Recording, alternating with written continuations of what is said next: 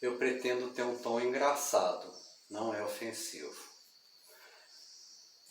Durante o início da palestra eu vou falar sobre a evolução da vida na Terra, que eu tenho a impressão que eu falo quase durante um ano. Aí depois do intervalo a gente vai para a parte final, que apesar de ser um assunto grandioso, a gente vai gastar menos tempo nele. Como toda hora eu uso algumas coisas, eu prefiro entregar essas ferramentas logo no começo. A primeira delas é uma propriedade da água. Ela demora demais para esquentar, ela custa demais para esquentar, mas depois ela demora para esfriar, né? Você gasta uma energia enorme para deixar a água quente. Depois que ela esquentou, se você pegar numa noite fria, você encher uma garrafa de água quente, colocar embaixo das cobertas, aquilo dura até 4 horas da manhã. Não só a água na forma líquida dela, mas também na forma gasosa, né? O vapor d'água ele custa para esquentar e custa para esfriar, tá? E isso aí se chama calor específico muito alto. É também chamada de inércia térmica, porque você faz conta que você está numa bicicleta, pedalou, a embalada ela vai e demora, né, parar. A mesma coisa, né? A outra ferramenta que eu uso muito são as reações químicas irreversíveis. A mais simples que eu lembrei de trazer para vocês é esse fósforo vermelhinho. Depois que iniciou o fogo a consumir a madeira, ela nunca mais vai voltar a ser a mesma. Desse ponto para lá, ninguém quer saber do fósforo, né? A mais difícil de explicar de todas, eu acho que é a vida. Porque é uma reação química que quando acabou, acabou. Um cérebro, se ele ficar 6 minutos sem receber oxigênio, ele não volta a funcionar de novo. Mesmo que você coloque o sangue oxigenado com tudo direitinho, ele não volta, percebe? E a terceira ferramenta que eu uso muito são os serviços terceirizados, que é quando você não sabe fazer alguma coisa, contrata outra pessoa. Se você não faz tão bem um trabalho, né, faz conta que você tem aí 1 ano para organizar uma festa, contrata um buffet, percebe? Eles são mais eficientes. E aí, o que é o objeto da nossa palestra? É uma história que está todo mundo cansado de saber, mas eu prometo que eu vou contar diferente para vocês a história da Terra. Eu peguei este livro de John Erickson, Nosso Planeta Está Morrendo, e eu transformei os eventos que o autor capturou como os mais importantes, eu os coloquei numa escala de 1 ano. Então, os 4,65 bilhões de anos, dividido por 365 dias, vai dar, cada dia terá 12 milhões. Mesmo assim, um dia é enorme, pensa bem. E aí, quando que é esse primeiro dia? É o nascimento do sistema solar, né? Eu posso perguntar para você, de onde vêm os átomos do seu corpo? Aí pode falar assim, vieram da minha mãe. Beleza, que vieram da mãe dela, etc. Nós todos os átomos da gente vieram desse chão que a gente anda em cima dele, né? A Terra e o Sol, eles nasceram no mesmo dia, tá? Aqui, né, vocês vão ter uma escala, uma reguinha para acompanhar o funcionamento deste ano aí, com só os eventos importantes, como eu falei com vocês. Então, para contar desse nascimento do sistema solar, eu preciso dizer que uma estrela, quando ela está funcionando, né, a vida dela normal, é ela juntar 2 átomos de hidrogênio para fazer um de hélio. É essa reação que libera uma quantidade de energia enorme. Mas é um combustível que ao longo dos milhões de anos ela vai consumindo isso aí. E aí o que acontece quando ela está perto de morrer? Esse combustível que foi sendo consumido, ele deixa de expandir e aí as camadas de fora elas vão cair em direção ao núcleo dessa estrela, que ainda tem muito combustível. Isso aí dá uma grande explosão e nessa explosão vai espalhar átomos, vai espalhar tudo quanto é coisa pela galáxia. Nesse instante que a camada de fora caiu, já não estava formando 2 átomos, não estava formando hélio, já estavam caindo átomos maiores, estavam fundindo de qualquer maneira naquela temperatura altíssima e com aquela pressão enorme. E aí se formam sim, carbono, cálcio, oxigênio, todos os outros elementos que estão na tabela periódica. Repare que quando isso aqui é a nebulosa do Caranguejo, tá? Não tem nada a ver com a nossa não. Repare que quando essa estrela explodiu, sobram pedaços ainda muito grandes de estrelas, além de poeira, né? Pedaços muito grandes que vão virar outras estrelas, mais ou menos. Vamos lá. O nosso Sol, na verdade, né, ele é filho então de uma estrela que explodiu. Mas vamos lá na avó do Sol antes. Faz de conta que existiu uma estrela que faz de conta que o tamanho dela seria do tamanho do Maracanã e do lado dela o nosso Sol fosse só uma bolinha de gude. Quando essa estrela, a avó do Sol, explodiu, ela gerou uma nuvem, uma nebulosa, que tem 300 anos-luz, que se chama bolha local.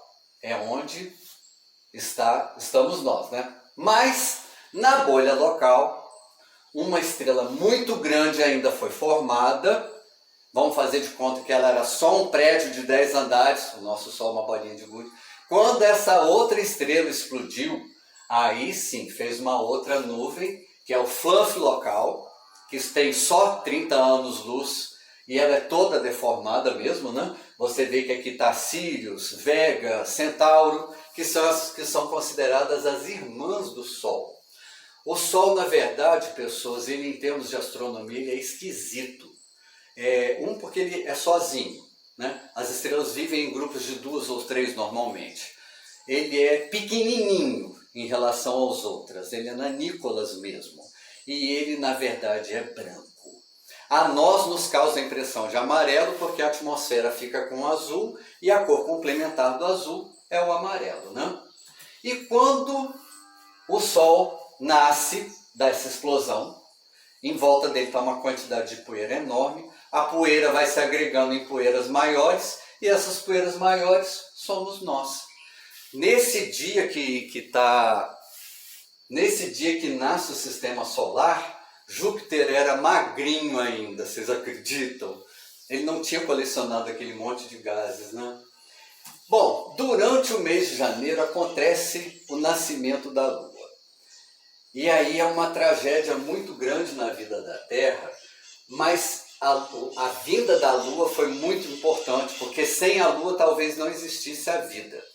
Pelos seguintes motivos. A Terra rodava rápido demais, a Lua, a gravitação da Lua obrigou a diminuir essa velocidade, né? A Terra, ela roda numa inclinação certinha em relação ao Sol, a gente gira a 23 graus, e aí isso é o que dá os nossos efeitos das estações do ano, né? E, mais importante de tudo, a Lua trouxe os efeitos das marés. A gravidade da Lua atrai a massa da água que tem em cima da Terra, né? E como é que foi esse nascimento da Lua que eu falei com vocês que era importante para a Terra? A Terra tinha uma irmã gêmea chamada Theia, e Theia, num curso de colisão meio oblíquo, meio inclinado, ela vem bater na Terra. Quando Theia bate de lado na Terra, você vê que, primeira coisa, espalha material para fora de uma forma muito forte, né? E vai parar longe, além do poder de gravitação da Terra. Você vê que a Terra consegue capturar um monte desse material de volta, mas um monte desse material também é capturado lá pela Lua que está se formando, né? Nesse instante, a Lua está bem próxima da Terra, né? A gente perde a Lua para o espaço a uma proporção de 3,74 centímetros por ano. Ou seja, daqui a muitos milhões de anos a Lua vai ser perdida para o espaço, tá? E com esse impacto, a Terra ela ficou meio que deformada, né? Vocês reparam, isso aqui é óbvio que é um desenho exagerado, mas é para as pessoas terem uma noção de que existem protuberâncias e partes mais profundas, né? Essa parte mais profunda que aparece aqui azulada são chamadas as Fossas das Marianas. Para quem acha o Everest alto, com 8 quilômetros de altura, não, esquece pessoa, ele não é lá essas coisas. Você pega um Everest inteirinho e coloca dentro das Fossas das Marianas e ainda sobra 4 quilômetros de água. É enorme. Há pouco tempo atrás fizeram um outro submarino e com 2 cientistas em uma viagem de 6 horas até o fundo, eles encontraram lá embaixo uma nova espécie de peixe e o mais inusitado de tudo, eles acharam uma sacola de supermercado, dessas branquinhas. É óbvio que trouxeram de volta, né? Mas voltando lá para esse dia que a Terra está ficando pronta, que é dia 27 de fevereiro, já está a crosta resfriada, né? E a Terra já desmisturou dali os gases, e aí já tem quase formado no dia 28 de fevereiro uma atmosfera que seria muito venenosa para a gente, né? Já estão formados os oceanos e já tem uma massa de terra chamada Pangeia, que ao longo do ano ela veio se diferenciando. Aqui é um exagero, né? Eles vão mostrar muito rapidamente. A única prova que a gente tem de que isso aqui foi verdade é que as mesmas plantas que tem aqui na costa do Brasil, tem aqui na costa da África, na barriguinha da África. Você pensa bem, só isso que a gente sabe. E aí, ao longo desse ano, esses objetos vieram se distanciando. Eu gostaria muito de chamar a atenção para vocês desse pedacinho aqui. A Austrália está indo embora, né? Mas repara esse daqui, a força da placa tectônica da Índia, quando ela se choca com a Ásia, é tamanha que ela enruga o tecido das duas e se forma a Cordilheira dos Himalaias. Gente, acabamos de falar mal dele, né? É o Everest. Aí você vê assim, é só um amassadinho no tecido. E aí, do dia 28 de fevereiro, vamos dizer que assim a Terra está pronta, e no dia 1º de março é o que se inicia a vida. Não é bem o que a gente quer dizer com vida. Vida é o que a gente tem hoje em dia. Você sonha, você passeia, né? Quem observa os cães, vê que eles têm os amigos preferidos, têm as brincadeiras, têm os hábitos deles, eles têm a vida deles, né? Não é essa vida que eu vou falar para vocês agora. Essa vida de que eu estou falando, ela é diferente no primeiro aspecto, é o seguinte. A superfície da Terra é impossível de crescer qualquer coisa. Não, a atmosfera não era essa atmosfera que a gente tem hoje em dia, e ela deixava passar os raios ultravioletas do Sol. Dá vontade de falar raios ultraviolentos, porque acaba com tudo de qualquer jeito, né? Mas naquela época, né, aquela atmosfera não protegia, então não tinha como existir nada em cima do chão. O Sol esturricava o que quer que fosse. E aí, o único lugar que era possível de ter alguma coisa em construção seria o fundo do oceano, naquelas fontes termais onde sai água quente. Aí alguém fala assim, mas lá é muito quente. Mas é constantemente quente. A constância de temperatura é um dos fatores que interessa ao prosseguimento da vida. Eu não sei se vocês sabem, tem bactérias que vivem até quase 100 graus Celsius.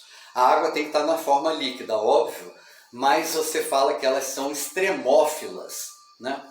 Então vamos lá. No fundo do oceano, né, muito quente, existia lá um monte de sais minerais dissolvidos e outras substâncias que eu vou contar para vocês quase como se fosse uma sopa. Vou abrir um parênteses aqui por causa da sopa. E nesse parênteses eu vou só colocar a sopa e a pedra, tá? Então vamos para a construção da sopa. No século passado, 2 cientistas queriam saber o que tinha na atmosfera primitiva e no oceano primitivo. Então eles colocaram num balão tudo que podia estar dissolvido naquele oceano. E aí o oceano, fazendo um monte de vapor, aquele calorzinho todo, né? Faz vapor que vem para a atmosfera e aqui tem uma descarga elétrica enorme, simulando os raios e tal, para poder fazer que aqueles vapores se recombinassem.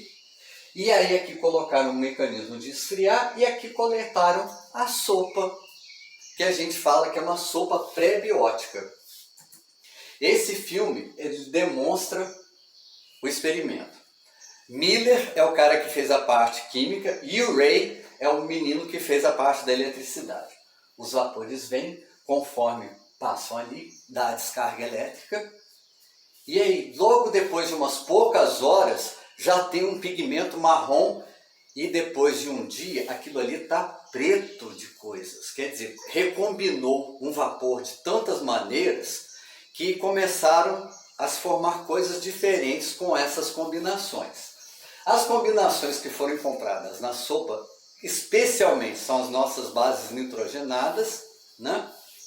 Alguns aminoácidos e especialmente um açúcar chamado ribose, que, como o nome sugere, ela está presente no nosso ácido ribonucleico.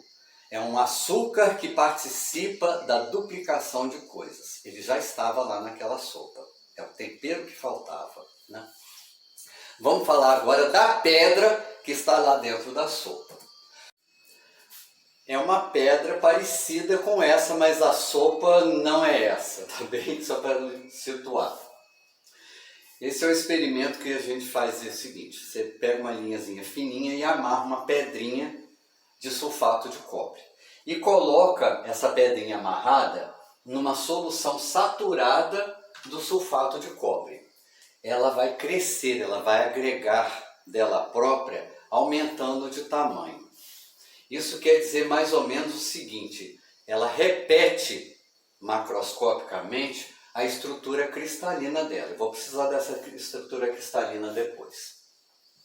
Então agora, num nível microscópico, eu preciso que a gente enxergue essas plaquinhas de cristais lá dentro da sopa com um monte de substâncias adsorvidas. Quando é para dentro fala que é absorvido, né? E quando está encostadinho só por carga eletrostática, a gente fala que é adsorvido. Então, nessa sopa com um monte de nutrientes importantes para a vida, essa pedra que tem essa estrutura, você repara que tem alguns lugares que ela tem mais carga positiva do que negativa, e aí em alguns lugares algumas substâncias vão se ordenar enfileiradas conforme esse arranjo. Na hora que isso aqui aumenta para o lado, ela vai repetir a mesma quantidade de substâncias que estão ali na sopa. Chega uma hora que esse cristalzinho cresceu tanto que ele se quebra, e aí, estando ali dentro, junto com a ribose, ela vem e começa a completar esses ladinhos que faltaram até se formar uma vesícula, uma bolinha. Essa daqui é uma vesícula moderna, tá bem? Mas aquelas primeiras, você pode dizer que era uma pedrinha embrulhada em substâncias de pré-vida. Uma dessas bolinhas que conseguiu se duplicar, e daí por diante, em algum instante, a ribose não precisou mais de ter a estrutura do cristal dentro delas, e aí elas passaram a se duplicar sozinhas. Aí sim você pode dizer que é o primeiro possibilidade de um arranjo da vida. E aí a gente também fala assim, é a primeira vez que duas coisas tão diferentes entre si construíram uma coisa nova. E aí no dia 1º de junho vão aparecer as primeiras algas, olha só, lá onde se formaram as primeiras vesículas até dia 1º de junho. O que acontecia? Essas vesículas elas iam se apropriando de estruturas, elas iam construindo as próprias delas também, porque com esse fato de se duplicar e com aquele monte de coisa misturada, é óbvio que se formavam vesículas diferentes umas das outras, né? E algumas maiores foram se apropriando das menores, até por osmose e outros processos. E no dia 1º de junho, essas algas, não são as algas de hoje em dia, tá bem? Nesse 1º de junho é que começa a alterar a quantidade de oxigênio dos oceanos. Depois de 10%, que é o que nos interessa no dia 1º de junho, esse oxigênio começou a vazar para a atmosfera. E aí quando saturou a atmosfera de oxigênio é que começou a formar ozônio. Aí você pensa bem, tem 6 meses que a Terra vem fabricando ozônio. E aí tem gente que fala assim, que a Amazônia é o pulmão do mundo. Mó bobagem, gente. A Amazônia é uma fábrica de colocar vapor d'água na atmosfera, é isso. Esse oxigênio que a gente está respirando agora, eles são fabricados pelas algas. Essa camada superficial do oceano, de 20 a 50 centímetros, é que estão essas algas que fabricam esse ar que a gente respira.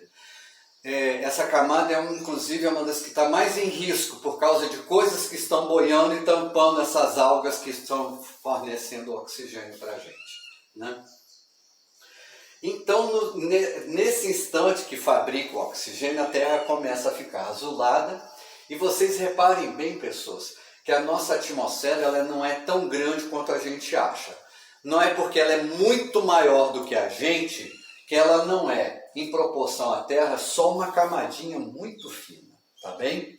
E ela não é indestrutível como as pessoas acham, né? Não é porque pode ficar jogando qualquer coisa que uma hora não vai ficar cheia demais e vai atrapalhar a vida da gente, né?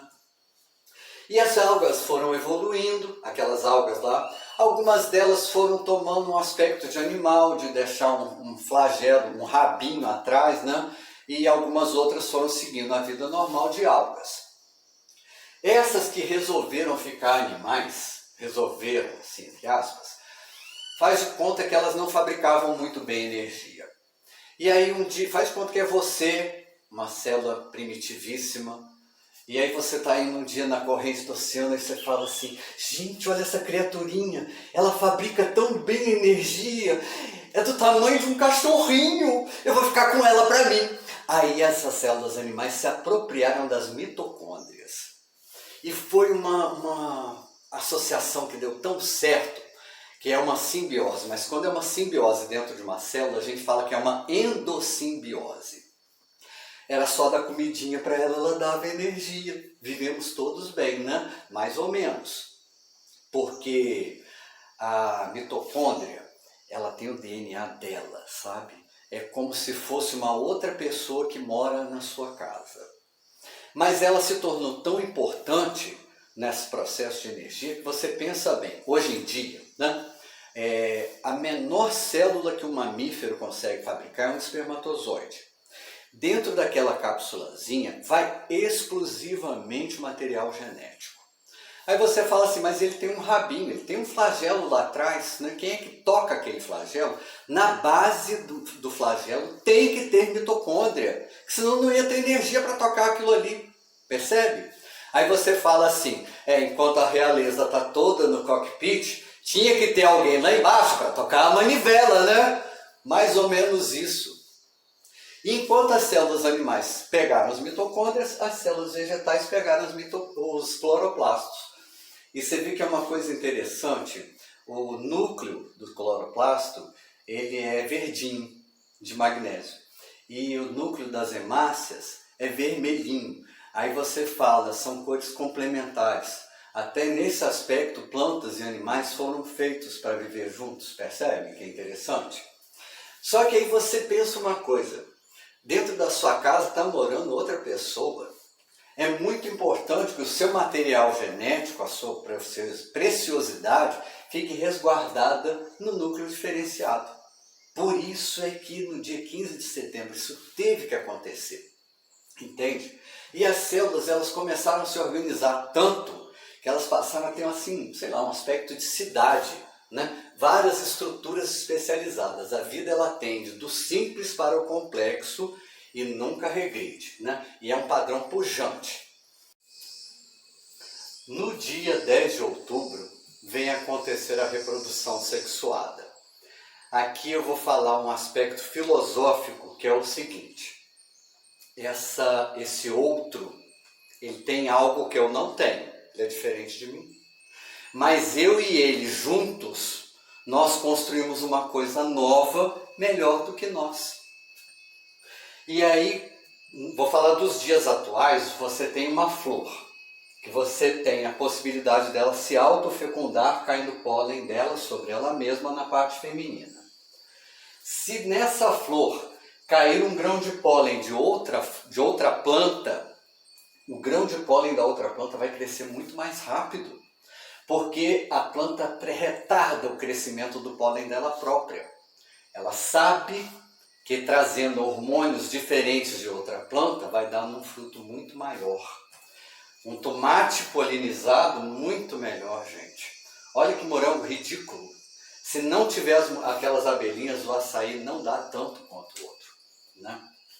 Mas vocês se lembram que eu estava falando lá dos organismos flagelados, né, os que foram virando animais? Essa daqui é uma bactéria moderna, né, um material genético todo disperso dentro dela, lá o rabinho, e isso aqui é o pili bacteriano.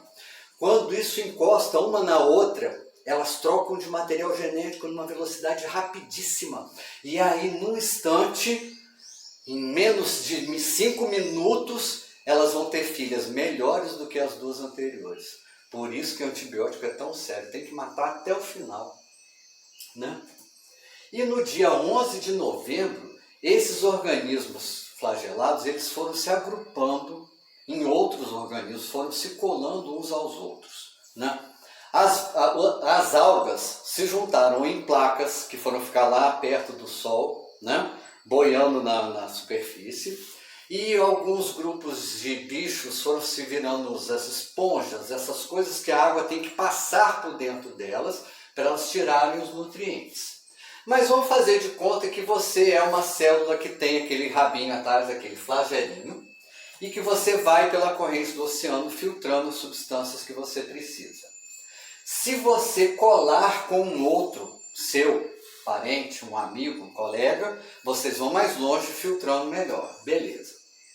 Mas o que acontece se fizer uma excursão, um monte, todo mundo junto, batendo os rabinhos para dentro nesse túnel? O que acontece? A água vai entrar por aqui, vai sair por lá, todos filtram essa água, né? Todos ganham nessa associação. E isso aí, aos poucos, esse rabo vai se colando, o orifício frontal foi ficando, né? E esses rabos todos se transformaram num rabo só que faz todo o trabalho sempre, né? Aí você vai falar assim, ele tinha implicância com o rabo desde lá de trás, literalmente. E disso aqui, aos poucos, se soltou e foi batendo com a cabeça. Essa frente, em alguns objetos, ela foi juntando pedacinhos. Nesse mesmo período, iniciaram-se os processos predatórios. Você faz de conta que, em vez de você ter que ficar filtrando água, você engole um outro bichinho menor do que você, e aí você deixa no seu estômago um pouquinho para poder dar tempo de dissolver ele, e depois você joga fora. O rabo está lá, trabalhando para poder isso tudo funcionar, né? E para isso aí desencalhar de quando encostava em algum trem, tinha que ter duas estruturas frontais para poder desencalhar. Essa fotografia que eu vou mostrar para vocês agora é de microscopia eletrônica. Isso é um organismo muito pequenininho, né? E aí você vai ver aqui um monte de peças em volta de um orifício. Você vai querer chamar isso de boca já de uma vez, né? Bom, passados muitos dias depois desse bicho aqui, foram aparecer os primeiros microbráquios. Eles são enormes em relação à versão anterior, né? O microbráquios, ele era 7,5 centímetros de tamanho, né? Você vê aqui uma estrutura óssea que ficou bem desenvolvida, 2 sensores de luminosidade, só para saber o que é em cima e embaixo, e o rabo, que era o tecido muscular, ele teve que vir recobrir toda a parte frontal por causa dos sensores de luminosidade, entendeu? E para poder recobrir também essas duas estruturas que serviam para retirar ele quando ele encalhava, né? Esse é o fóssil de um microbráquios. E com essa história de um bicho comer outro, no dia 12 de novembro teve que existir as conchas de silício para proteger. É como se fosse uma bacia amarrada nas suas costas. Mas isso não te dá muita mobilidade. É muito melhor quando você amarra um monte de forminhas de empada, uma do lado da outra, para poder te proteger. Nisso aí vieram aparecer os trilobitas, que são um monte de forminha, uma do lado da outra, para proteger a parte molenga. Com a reprodução sexual, eles existiam em profusão nesse mar, de tudo quanto é tipo. Esses aqui são os artrópodos, que foram dar origem aos lagostins, camarões, siris, caranguejos, entende? Todos os outros artrópodos que estão no mar. Vamos passar dessa fase. Esse é o tamanho aproximado de um deles. E se você olhasse essa ilustração aqui, a vontade que dá primeiro de falar é que isso é uma barata, né? Claro, assim, muitos milhões de anos depois viria a ser as baratas. Mas vamos voltar no grupo anterior, que é daquele peixe que ficou com os ossos para dentro. Essa é uma ilustração horrorosa, isso aqui é o que a gente precisa. Um crânio bem definido, 2 membros anteriores, 2 membros posteriores, tá? O rabo trabalhando.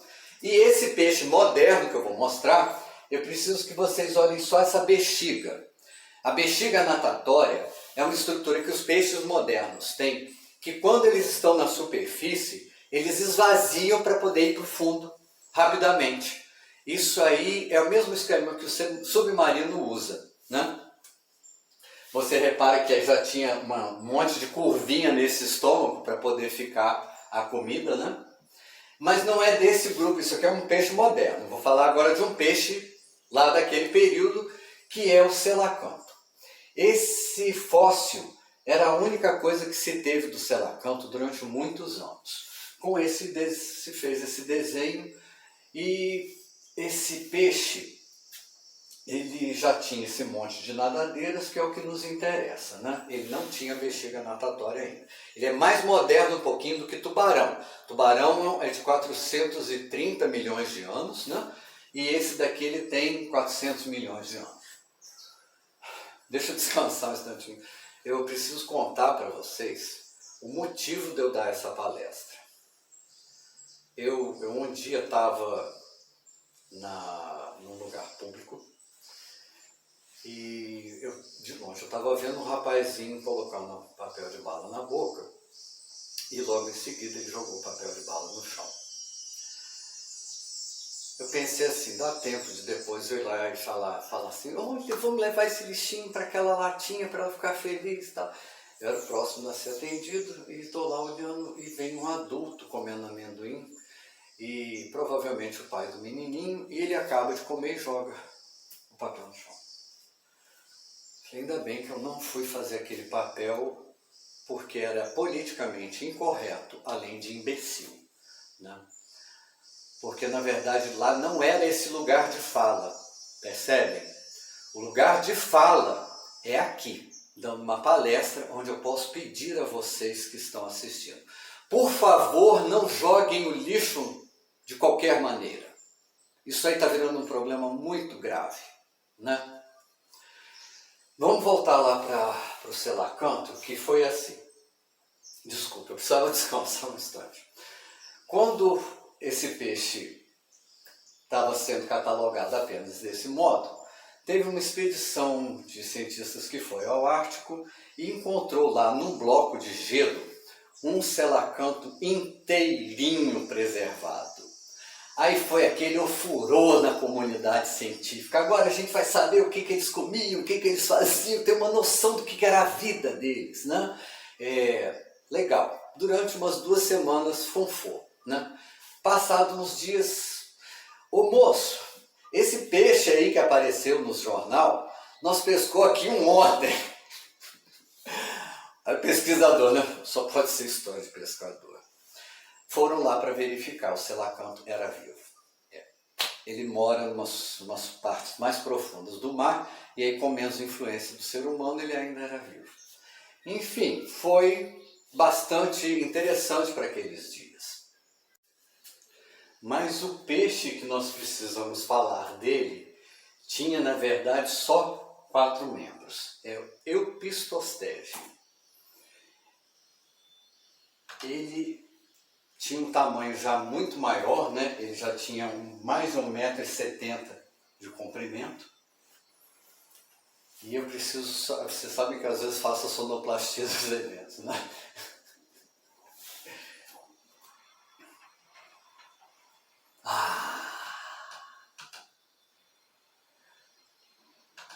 Ele foi o precursor de todos os outros que têm membros diferenciados, né?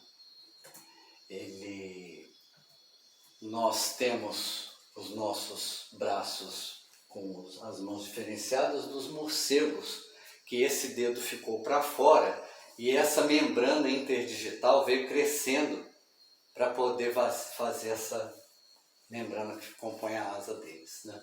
As baleias, elas deixaram os dedos todos juntos e ficou a nadadeira, né? Curiosamente, as galinhas, né, lá do churrasco, né, vamos lembrar, a coxinha da asa, o meio da asa e a ponta da asa esturricada é a mesma estrutura, né?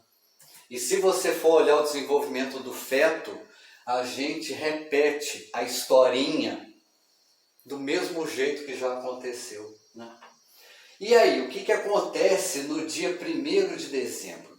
Vocês lembram que tem lá na superfície aquelas placas de plantas boiando? Com uma maré muito alta, né? Essas placas foram deixadas em cima das rochas. Aí, assim, naquele dia, né, nos primeiros minutos, o sol esturricou tudo, né? Mas depois veio a maré, deixou outra planta, e aí aos poucos, depois de algumas horas, as plantas inventaram uma substância chamada lignina, que é essa substância que dá o aspecto marrom ao xaxim, às madeiras, né? E graças a ela se afastar do chão, primeira grande vantagem, ela parou de esturricar, né? E a maior de todas, ela começou a transpirar mais, né? Não vamos falar, vou explicar. Os animais a gente fala transpiração porque é um processo ativo. Nas plantas não. Por acaso, o ar entra dentro da planta e sai dali carregando o vapor d'água e o oxigênio. Com isso, a atmosfera começou a ficar lotada de vapor d'água, né? As primeiras plantas que tinham esse aspecto das samambaias, né? Você pensa bem, a terra era todinha para elas povoarem. E com isso, ao longo desses minutos, né, as plantas começaram a oferecer algo em troca para um serviço prestado, né?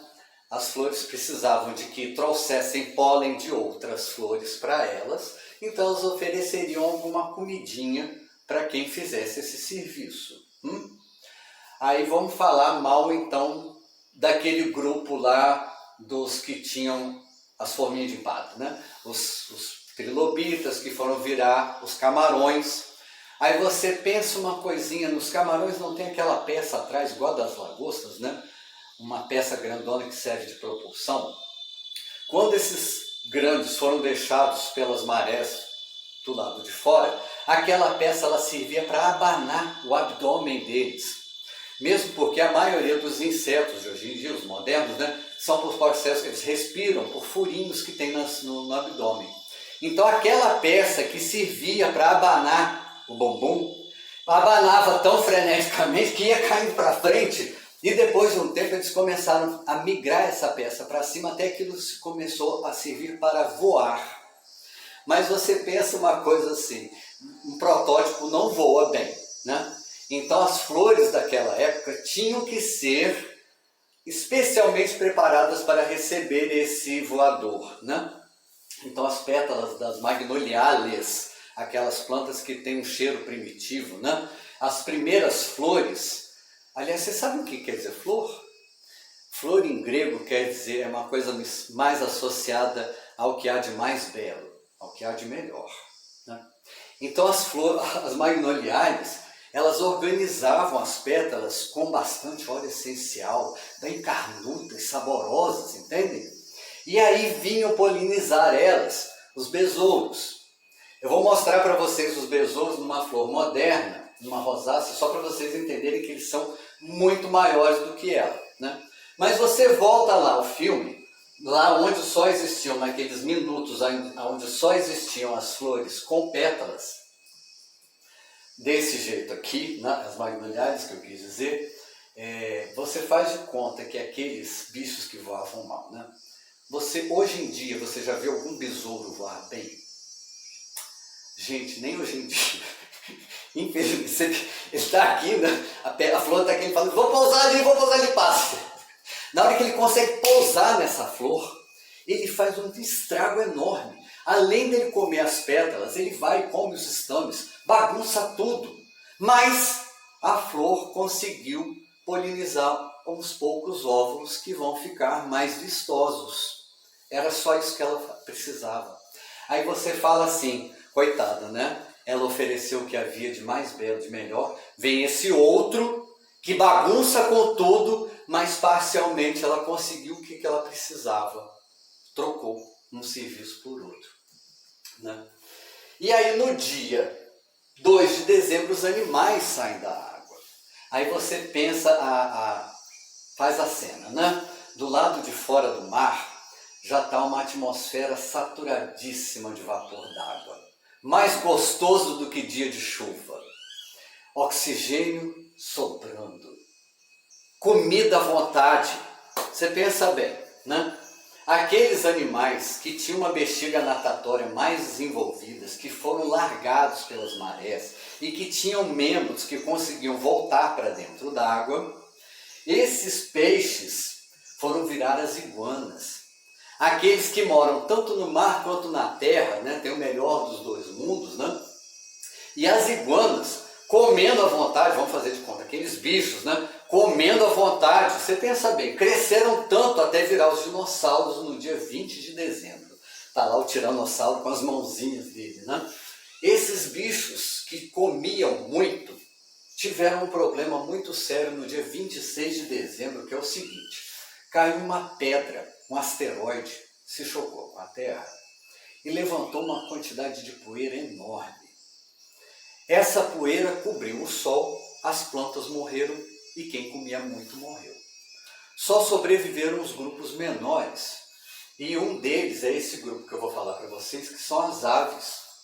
Lá pelo dia 28 de dezembro estavam já andando pelo planeta as aves. As aves, elas representaram alguns avanços muito grandes. Eu acho que o primeiro deles é o seguinte: as penas é uma evolução das escamas. Você faz de conta que a escama do réptil foi desfiando nas beiradas e quebrou, né? E aí vira aquele leque, né? Que quando precisa, uma galinha está com frio, ela dá aquela emplumada assim, vira uma barreira para o vaporzinho da pele dela não escapar e vira um colchãozinho de ar quente. Aí vem os pintinhos e entram ali para poder esquentar. Aliás, maternagem foi um dos grandes avanços em aves. Elas mandam muito bem, entende? E uma característica que as aves têm é que as patas delas ainda têm as escamas do capítulo anterior. Você dá para ver que já foi réptil uma vez, só olhar para as patas delas. E com esses grupos que estão aí no dia 28 de dezembro, eu vou mostrar uma ilustração que esses que estão em amarelo são só os que estão vivos hoje em dia, tá? Esses que estão em azulzinhos são os registros fósseis. Então, só para situar, gente, os tubarões, as arraias, eles descendem de bichos muito, muito antigos. Os selacantos, um pouco mais modernos. E aquele Eupistostege lá é aqui muito mais moderno. E cá estão todos os animais que têm 4 membros. Só para situar, gente. Daquele grupo lá, dos que desfiou virou as penas, tinha um outro grupo que engruvinhou a escama de uma tal maneira que ela foi afilando tanto, que virou que vem a ser os pelos dos mamíferos modernos, entende? Com a intenção de proteção também. E aí eu vou mostrar para vocês essa ilustração e se você olhar assim de cara, dá para vontade de falar que é um Tiranossauro Rex, né? Mas esse crânio não tem o tamanho de um Tiranossauro Rex. Ele tem um tamanho bem menor.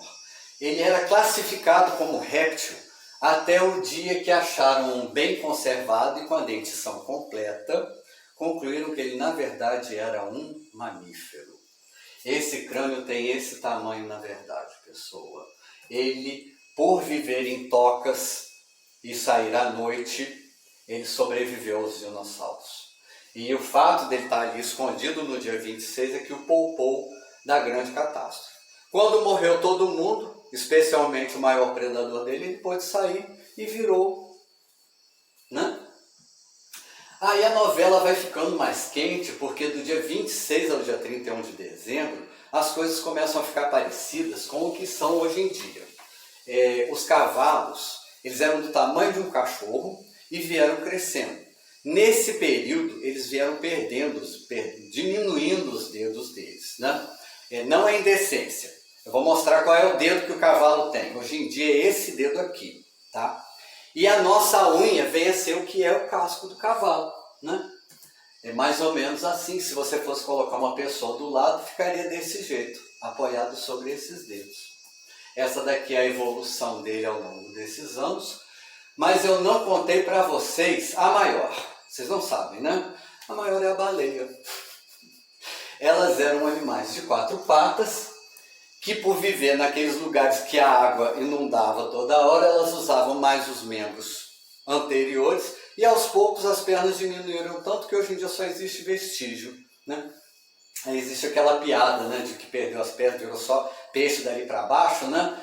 Aí fala assim, se sereia de gente existisse, né, as focas não seriam as sereias dos cachorros. Eu acho que não vou contar essa piada não. Mas naquela escala lá de 1 ano, né, quanto tempo vocês acham que é a existência do homem na face da Terra? Falando sério, naquela escala de 1 ano, que 4,60 foi transformado, há quanto tempo vocês acham que está o homem na face da Terra? Perguntaram para uma antropóloga qual era a prova mais antiga da civilização.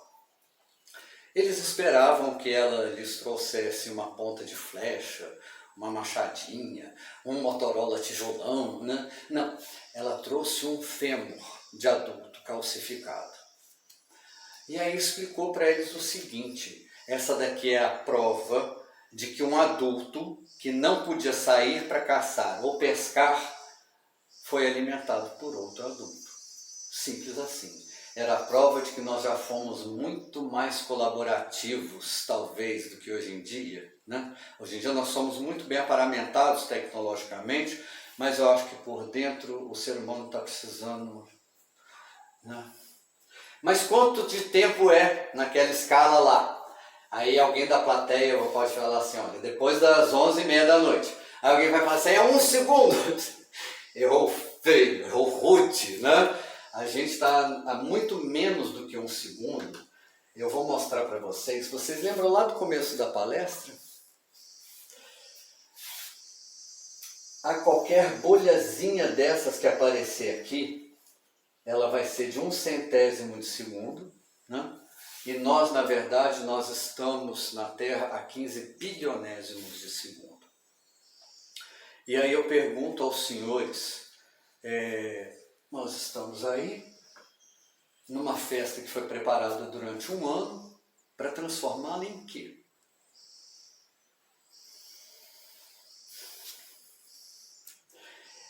E vamos deixar o que para os próximos, se não sucumbirmos agora, né? Agora eu proponho um intervalo de 10 minutos para as pessoas descansarem da minha voz, e aí durante esse intervalo fica passando um filme de um morador da mesma casa que a gente. Aqui na roça se fala Luiz Cacheiro, né? Não fala Ouriço Cacheiro. E esse aí é o Luiz 34º. Ele tem uns problemas sérios que ele só está com um dos incisivos, e isso para um roedor é grave. Eu entendo os problemas que ele passa, e eu não preciso falar o idioma dele para entender a satisfação que ele tem de comer mamão gelado. Eu muitas das vezes espero o Luiz para lanchar só para poder olhar a cara dele. Se alguém quiser, vai estar junto na descrição do vídeo, vai estar esse daí para quem quiser observar de mais perto. Eu acho ele muito interessante, né? Aí aqui acaba a apresentação.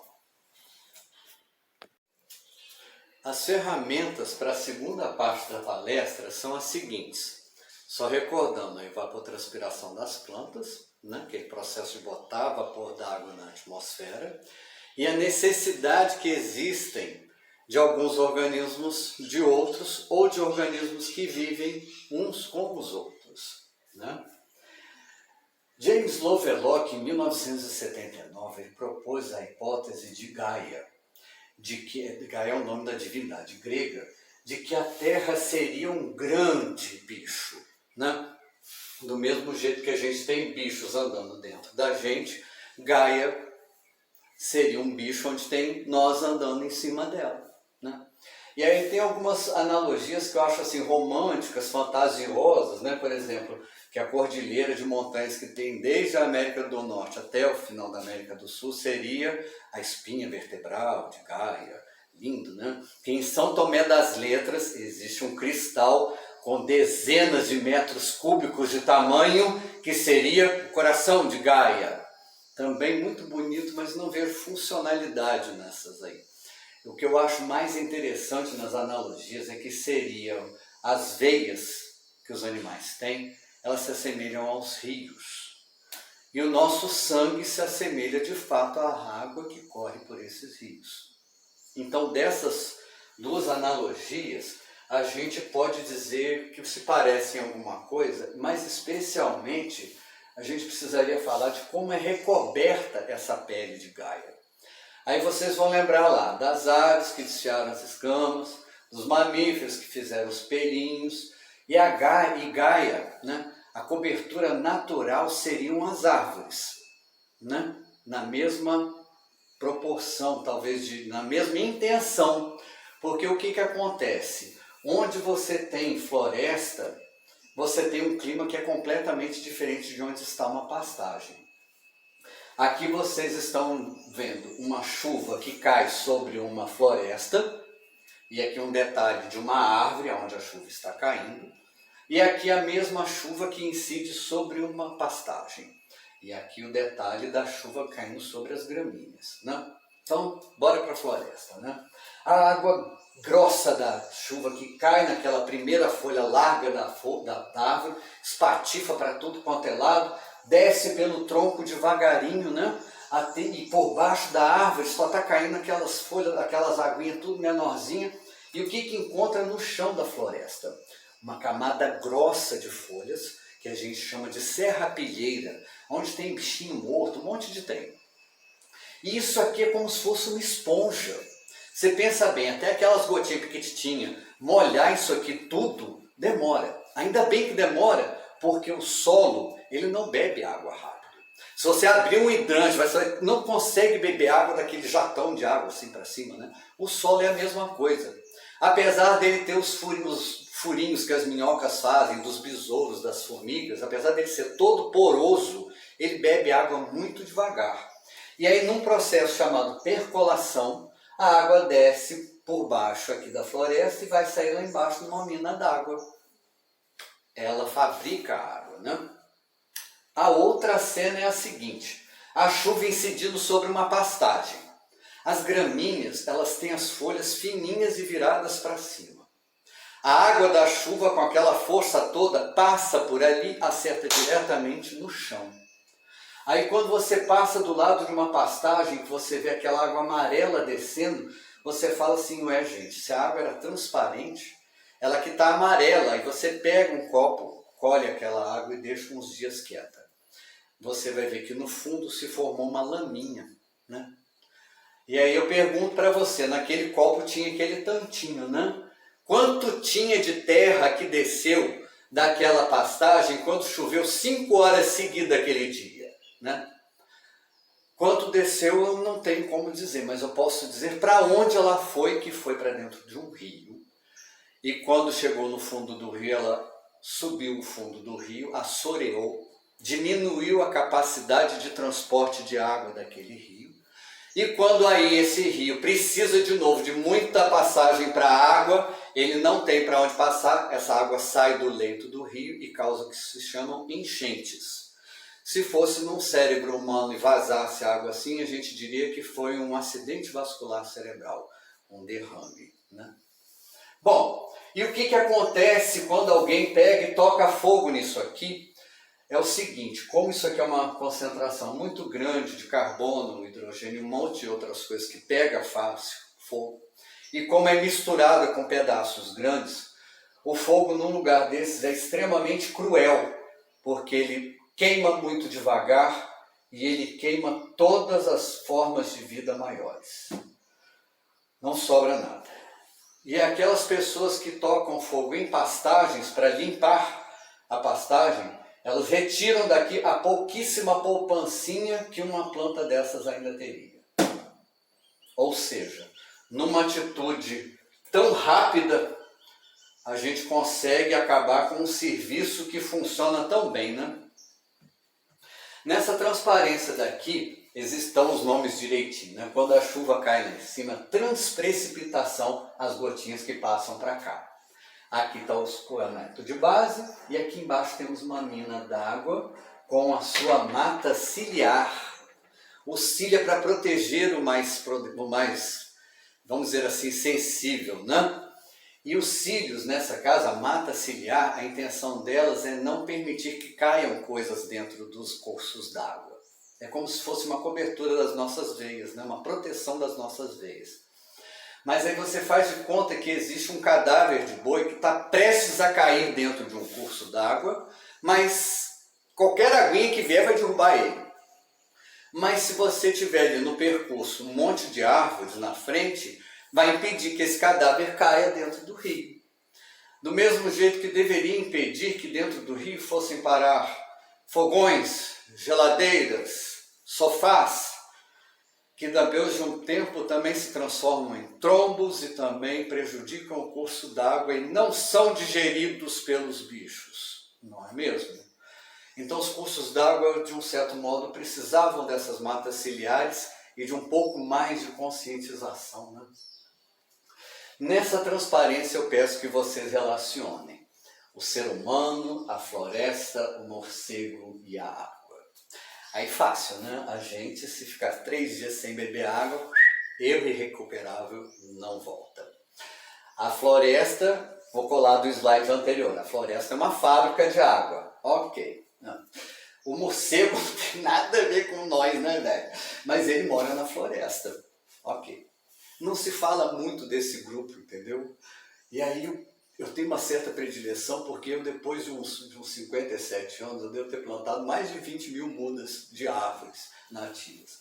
Mas essa criatura aqui, por turno, ele faz 600 mudas, entendeu? E mais interessante, vocês reparem que a planta está com as folhas viradas para baixo, o frutinho virado para cima, é um píper, muito comum até na nossa região, né? A planta é apropriada para ele vir e pegar. Muito melhor do que o drive-thru da lanchonete, gente, olha bem. E aí quando ele sai comendo esse píper, ele já digeriu da noite anterior e ele já vai fazer plantando, entendeu? E você fala assim, trabalha pra caramba, só fazendo cagada, né? Mas a maioria das pessoas que tem horta não dão valor ao funcionário deles. Vocês sabem que o submarino ele emite um som e capta o som de volta para poder localizar as coisas. Esses morcegos que eu vou mostrar agora, eles gritam e o grito que eles recebem é que ajuda a achar a mariposa que está voando. Conforme ele acha a mariposa, ele grita mais rápido.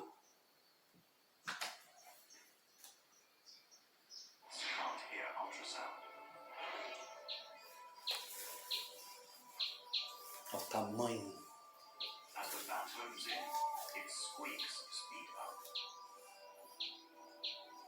É para cá. Atenção para a rede de coleta.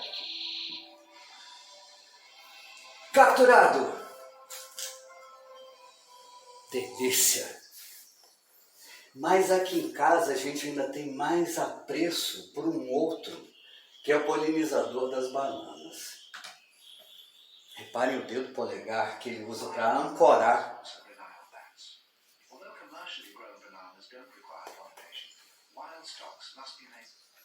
Ele é extremamente eficiente. O focinho dele vai ficando cheio desse pólen que ele vai levar para outra planta, né?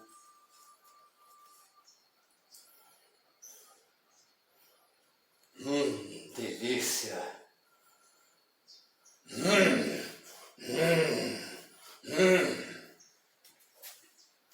Vocês já viram aqueles namorados que falam assim, ah, mas a gente se encaixa, fomos feitos uns para os outros e tal. Existem plantas que têm até dependência da existência de alguns bichos. Algumas orquídeas precisam ser polinizadas por apenas uma espécie de mosca. Se uma morrer, a outra morre também, para vocês entenderem como às vezes são frágeis essas ligações, né? Esse que eu vou mostrar agora é que eu diria que é uma encaixeza total. A planta parece que foi projetada para ele. Você repara primeiro a quantidade de pólen que ela despeja nas costas dele.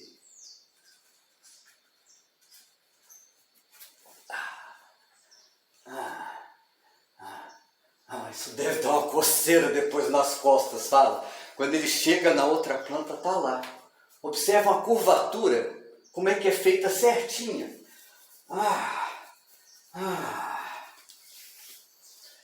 Mas voltando ao assunto, eu pergunto a vocês, se vocês sabem o que aconteceu aquela noite lá na rodoviária, né? Que deu o vento que carregou aquele papelzinho. Aquelas embalagens foram parar dentro do rio, que muito possivelmente foi parar no mar, e que muito possivelmente essa foto que eu vou mostrar para vocês é um selacanto, que é um animal que a espécie dele é viva na Terra há mais de 400 milhões de anos, né? Este peixe foi encontrado morto, intoxicado com uma embalagem de amendoim. Exatamente a que eu havia visto aquela noite. Se eu tivesse sido mais rápido um pouco, se eu tivesse tido menos vergonha na cara, talvez eu tivesse economizado a vida de alguém que está aí há 400 milhões de anos, percebem? Que a influência da gente, até por omissão, é uma coisa perigosa para o planeta. A gente está acabando com as outras coisas todas. Aí você faz de conta que você está num carro muito grande, que todo dia alguém tira um parafuso. Não faz falta, outro dia tira o parafuso, não faz falta. Mas chega um dia que alguém tira parafuso da rebimboca da parafuseta. Aí o carro para. Ok, era esse parafuso que não podia tirar. Beleza. Tem outro igual? Não, mas vamos fazer um. Então, fez outro, colocou no lugar. O carro não vai funcionar de novo, porque na hora que a rebimboca soltou, um treco lá de trás estragou, que não vai funcionar de novo. E aí eu falo para vocês, vai descer para empurrar? Uma atmosfera fininha, um oceano que está cheio de porcarias, as pessoas tocando fogo em tudo, né? E aí eu falo com vocês assim, o nosso planeta está adoecendo, né? Intoxicada com essa quantidade de plásticos, exorbitante em todos os lugares, em todos os cursos d'água, não é? E o mais cruel, existem alguns desinformacionistas que falam assim, aqui está pegando fogo, mas lá na Europa está pegando fogo também, lá é um acidente, aqui é de maldade que estão fazendo. E uma maldade que vai trazer prejuízo muito grande para nós todos. Porque na hora que está se removendo todas as árvores, esses mecanismos antiquíssimos de colocar vapor d'água na atmosfera estão deixando de funcionar. Com isso, menos vapor d'água na atmosfera, quer dizer maiores variações de temperatura. Muito tempo quente que gera muito vento forte. E esses capítulos nós já estamos vendo. Se algum de vocês tiver esse livro, vá na página 184. A minha edição é de 1992 e ela está atualizadíssima. Está acontecendo, né? Infelizmente. E olhando numa visão mais ampliada, essa febre que Gaia está tendo, né? No verão europeu foi um pouco mais quente que o verão anterior, né? Essa febre talvez seja com o objetivo de causar convulsões em alguns lugares, para poder exterminar talvez o que precisa ter um basta por causa do que está sendo trazido pela gente, né? E aí a gente fala assim, o ser humano está muito bem porque está sentado sobre o próprio rabo.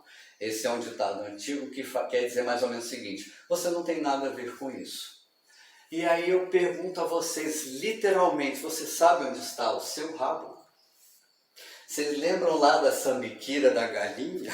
O rabo que ficou encurtado? Esse é um raio-x de bacia. O meu rabo é viradinho para a esquerda, sabe?